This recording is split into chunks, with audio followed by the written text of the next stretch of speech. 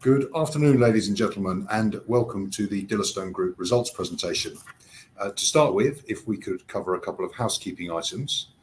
Before we begin, we would like to submit the following poll, which you will see on your screens.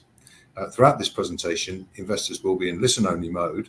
However, questions are encouraged and can be submitted at any time via the Q&A tab situated on the right-hand corner of your screen, or if anyone has dialed in via dillistone@walbrookpr.com. The company may not be in a position to answer every question it receives during the meeting itself. However, the company will review all questions submitted today and publish responses where appropriate. These will be available via your Investor Meet Company dashboard. Finally, we would like to remind you that this presentation is being recorded. I would now like to hand you over to Chief Executive Jason Starr and Finance Director Ian Mackin. Thank you, Tom. Hi, everybody. I'm Jason Starr, CEO. As Tom alluded, I'm joined by my colleague today, Ian, and I'll introduce Ian momentarily. First things first, the standard disclaimer, don't believe a word we're saying to you. What we're going to do today is I'll give you a very brief headline. Ian will then take you through the detail of the numbers, and then I'll talk a bit more about the market and how we're reacting to it, and of course we'll be happy to take any questions you have at the end. I know we've had one or two submitted early, so we do appreciate that. It's been a really difficult period. The last 18 months or so have been very difficult for the recruitment market. As I'll explain in a moment, we serve the recruitment market, so when they're struggling, we're struggling. But we've delivered a fairly decent set of results. I think revenue is challenging, and I'll talk about that momentarily. But aside from revenue, which obviously is a fairly big statement to make, the headline financial data is all pretty decent.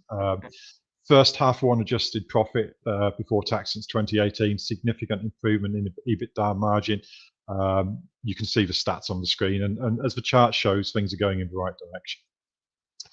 In terms of what we do and what our business is all about, I suspect most of the people on the call are existing investors, so I won't go into too much detail on this, but for anyone who isn't, we basically provide technology into the recruitment sector. So our clients can basically be split into two groups. High street agencies, we call them contingency recruiters, so people like Manpower, the types of firms you find on every corner, placing people in relatively junior, permanent or temporary positions, and executive search firms. And these are the sort of global organizations that people use to recruit a new CEO or new CFO or new board member or whatever it might be. We work with both of these types of organizations. We have a very small number of corporate recruiting teams at places like the NHS, but that's very much the exception. In terms of what we provide to these firms, technology. So on the contingency side, we have a CRM called Voyager Infinity. There's an associated product mid-office, which does what the name suggests. We have ISV, which is a skills testing platform. And on the executive search side, we have Talentis, Gated Talent, Filefinder, which are essentially sourcing and CRM type products used by executive recruiters. So that's what we do. I'll ask Ian to talk you through the numbers in a bit more detail, and then I'll come back to talk about the operations around the business. Thank you, Jason. I thought I'd start by putting some context behind these interim results we've just announced for 2024. We have some seasonality between the half years, hence the chart on screen shows the results for H1 for the last 7 years. The underlying EBITDA is the blue bar, with the adjusted operating profit the yellow bar, which is adjusted for acquisition costs, one-offs and support received from the government relating to COVID. As we can see, EBITDA was dropping in 20 and 21, and this was mirrored by a drop in adjusted operating profit, which reached a low of 168,000 in 2021. What is steady during this time is the EBITDA margin, which is the red line. It fluctuated in a fairly narrow range between 17 and 21% in each of these years. However, in 2024, this margin's accelerated to 25.8%. The effect of this is we turned that H1 2021 operating loss of 168,000 to an operating profit in H1 24 of 133,000. So this positive move in operating profit over these years of circa 300,000 occurred on 280,000 less revenue. So the margin improvement has had an impact.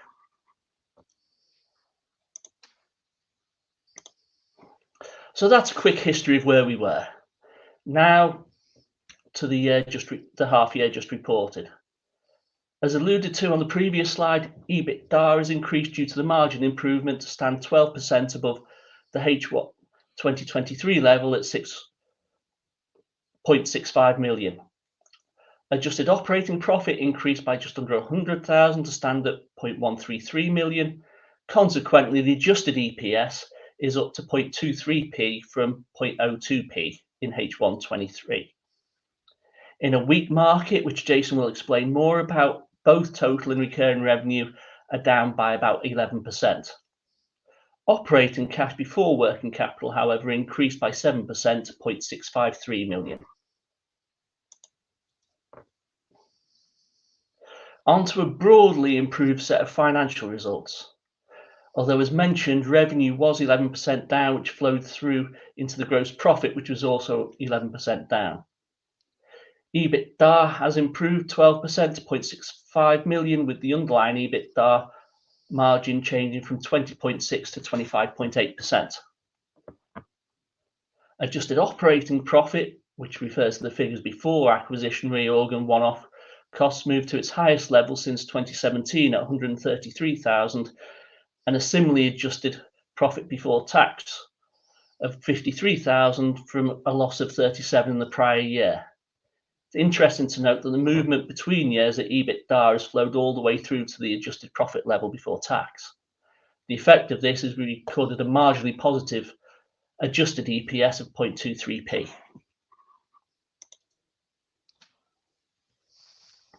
The operating cash, as said, before working capital was up 7% at 0.653 million. During FY 23 H1, we received 0.046 million of US government support related to COVID times, which, for obvious reasons, has not been repeated this year. The working capital move is mainly due to the decrease in revenue, decreasing the deferred income going forward. Investing activities and financing activities are down by 28 and 26,000 respectively. The financing activities are mainly the repayment of the principal and the interest on the CBIL loan. That CBIL loan has a repayment date of June 26. Taking the investing and financing activities into account, the overall net change in cash and cash equivalents decreased to 153,000 outflow from 171,000 outflow in H1 23. We ended the half year by utilising 172,000 of our bank facility. However, post year end, we've secured investment, which Jason will touch on later. Now let me hand you back to Jason for the rest of the presentation.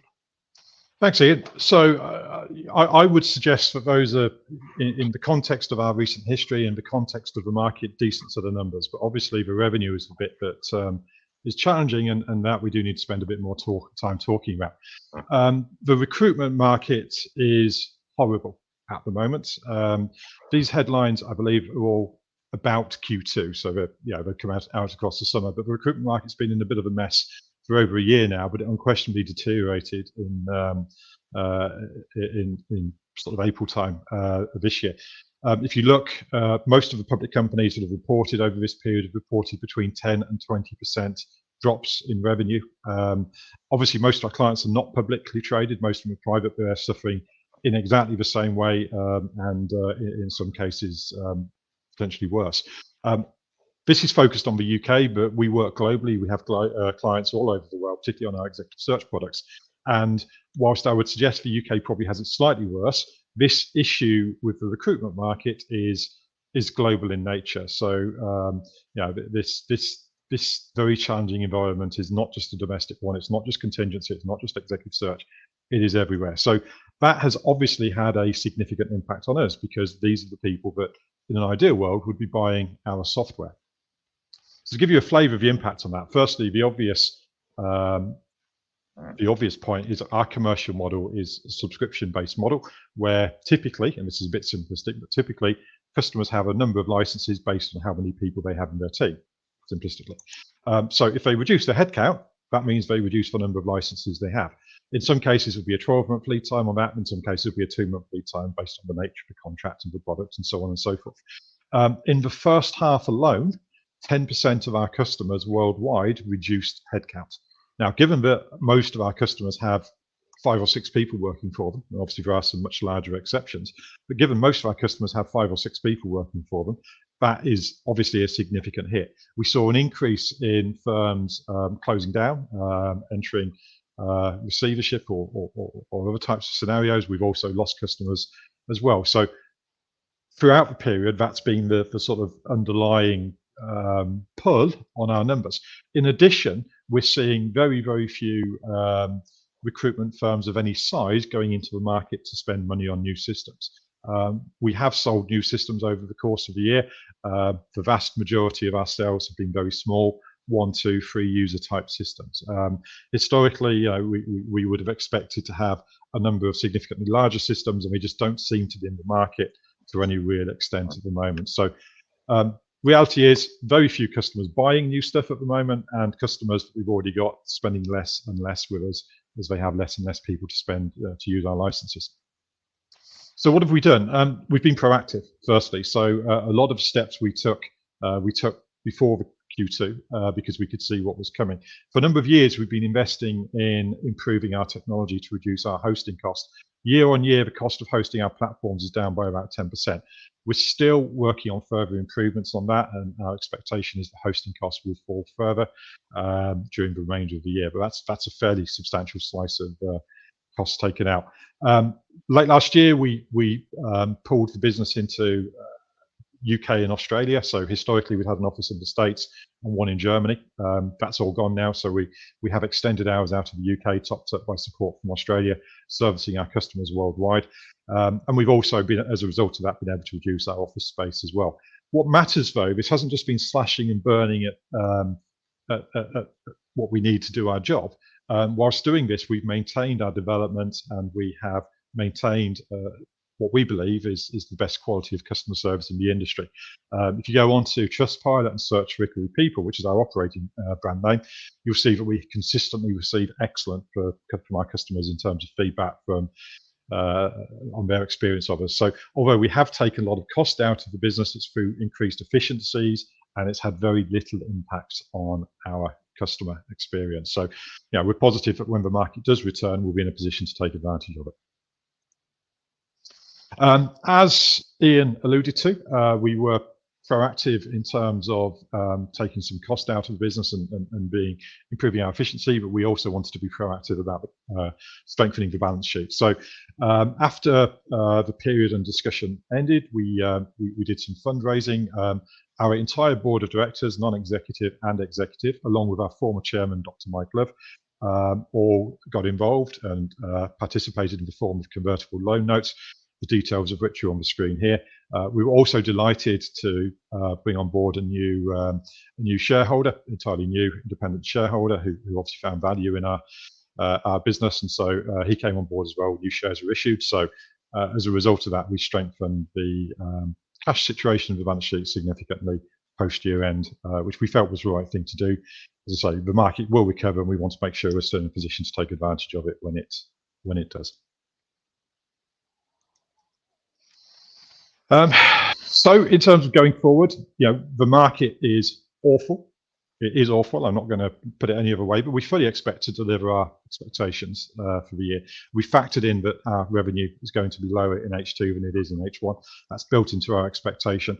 We're in the fortunate position that we have recurring revenues of about 90% of our total revenue. So we have a degree of predictability in terms of the forward look. So yeah, we're saying with a fair amount of confidence that we'll be delivering adjusted pre-tax profit in line with market expectations for 2024. Looking beyond that, obviously it's a bit difficult to tell when the market's going to improve. We obviously have views, but so does everybody. Our expectation is the market is going to be very tough for the remainder of 2024. As I say, we expect to hit our numbers, but it's going to be done in a tough market. We do expect to see a degree of improvement in 2025, but as I say, our model is a subscription model. It's not like recruitment where you eat what you kill. You place someone today, you get some money tomorrow. Ours is a subscription model. So what that means is that if we do see an uptick in 2025, that will be great, and it will help the cash situation, but it won't necessarily help the revenue system immediately. It will take time to pick up. So we're not really expecting to see a significant uptick in our revenue line much before 2026, which of course is also when we finish paying off the civil loan, which will be a thing to look forward to. So we're working on the basis that we're going to be maintaining cost and focusing on what needs to be done. And what needs to be done is we continuing to invest on both sides of our product. We have new revenue streams which will be coming on board over the course of the next 6 months or so. On the contingent side, we have products that are designed to help customers deliver at reduced cost, which makes it a very easy return on investment sell for them. And on the executive search side, we've got some ideas around using AI to help on the candidate side of the process, and that is something that again we do expect to see start to generate revenue before the end of the year. So we are in a difficult market. We're managing our cost base. We're looking at how we can eke out more revenue from the customers we've already got, and we're continuing to invest such that when the market does come back, we're poised to take advantage of that situation. So that's those are the prepared notes. Thanks, Ian, for your numbers. But Tom, if we have any questions, I'll certainly be very happy to pass them to Ian if they're in any way difficult. Indeed. Thank you, Jason. Thank you, Ian. We have a number of questions. However, please do continue to submit your questions using the Q&A tab situated on the top right-hand corner of your screen. The first question we have here, Jason, it says, a combination of geopolitical uncertainty, the direction of UK legislation and regulation, and the upcoming impact of AI on the workplace is likely to make the recruitment sector highly uncertain for the foreseeable future. However, this backdrop means that companies need to identify and attract talent. That companies will need to identify and attract talent will grow. Does DILLISTONE see the landscape similarly? If so, how does it intend to turn the landscape to its advantage using its world-leading tools? Thank you. Great question. It wasn't posed by me, but the phrase "world leading" is going on our website. So thank you to whoever submitted that. I do appreciate it.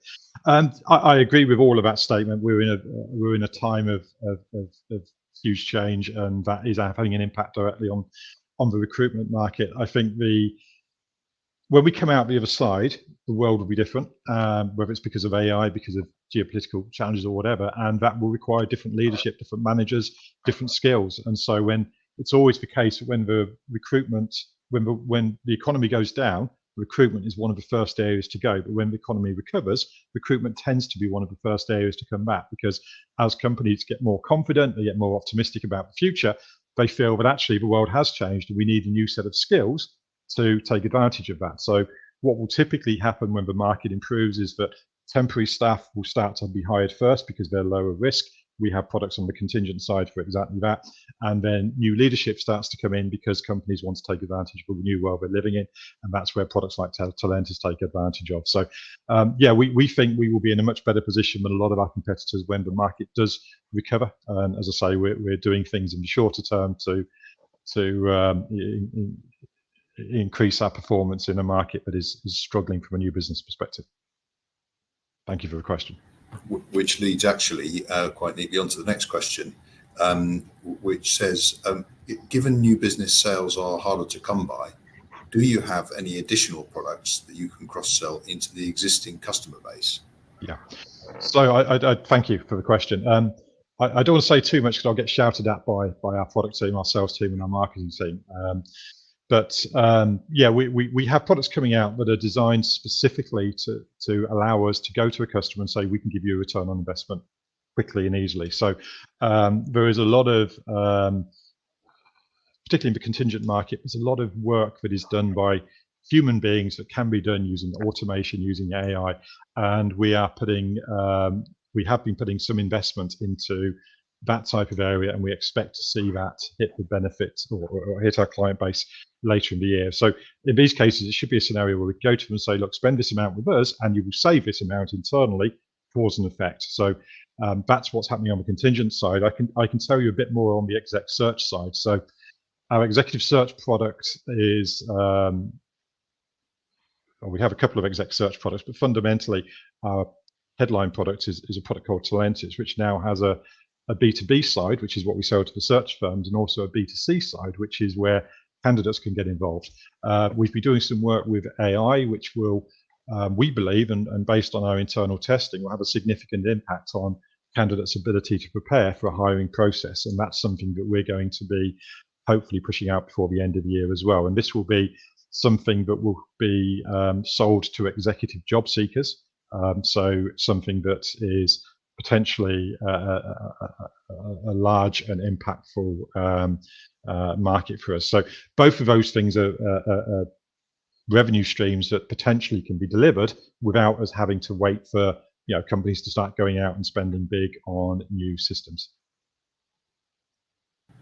Super, thank you. So Christopher asks, given the increasing regulatory focus on data security, especially in HR and recruitment, how are you ensuring that DILLISTONE's platforms remain compliant with global regulations? What investments are being made to improve data security across your products? Yeah, thank you, Christopher. It's a really good question. So our Chief Operating Officer takes significant responsibility on that. We also have an external consultant we work with.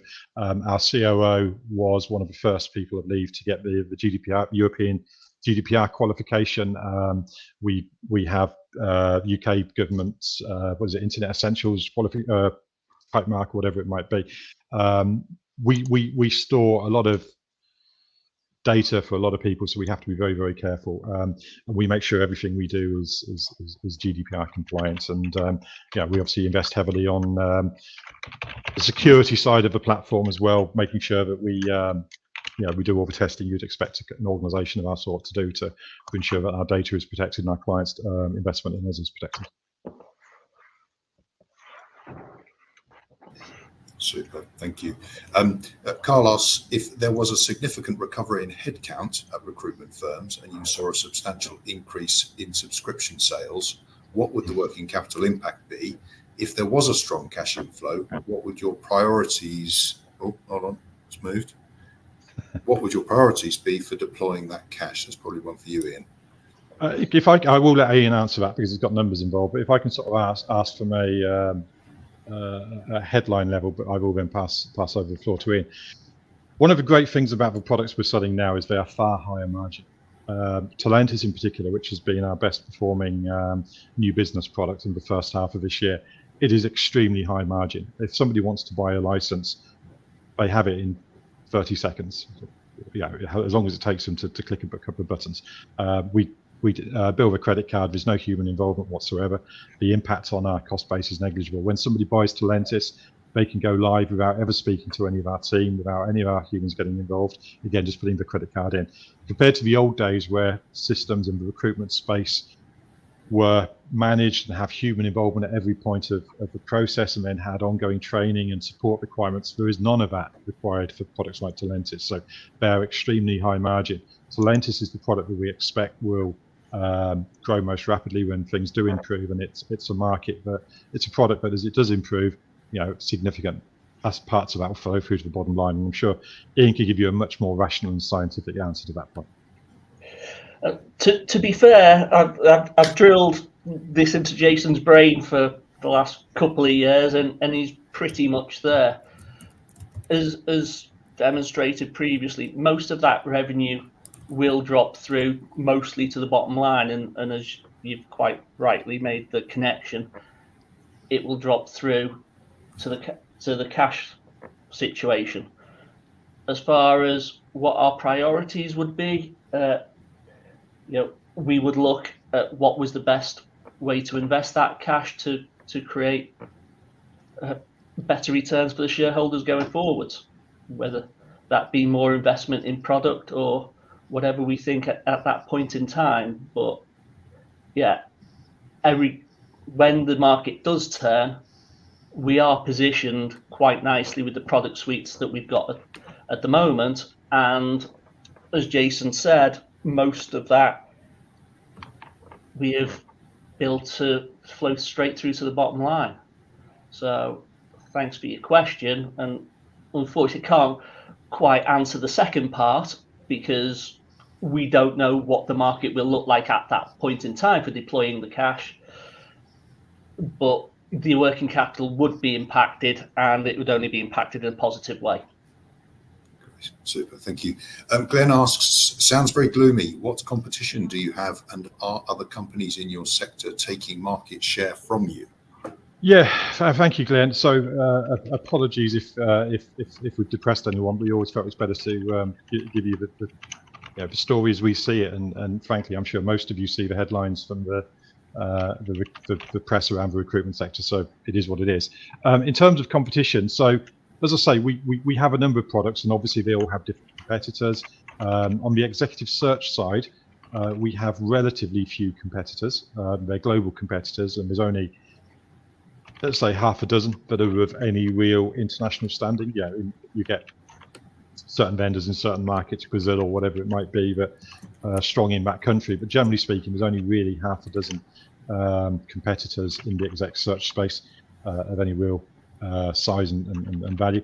The contingent space, however, is much more competitive. There are huge numbers of firms in the contingent space, which is why our contingent products are increasingly focused on the temp sector. The temp sector is much more tied up in litigation, therefore it's much more of a local champion market. So our contingent products, the Voyager and mid-office type products, are primarily sold in the UK and primarily have UK competitors, and the UK competitors clearly tend to be a bit weaker than the international ones. So yeah, we do have competitors, but I think the biggest issue at the moment isn't necessarily that we're gaining or losing market share, it's that the market has shrunk compared to where it has been. Great. Okay, which takes us on actually to a very apt question from Nicholas. What's the catalyst to boost the recruitment market? Lower interest rates? And? It's a good question.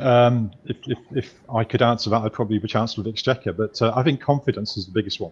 Confidence. I think you would always say that because companies need confidence to hire. But I think the other issue we have at the moment is that I saw some data the other day that actually there is the number of jobs that are open hasn't fallen by anything like as much as the percentage of jobs that are successfully closed.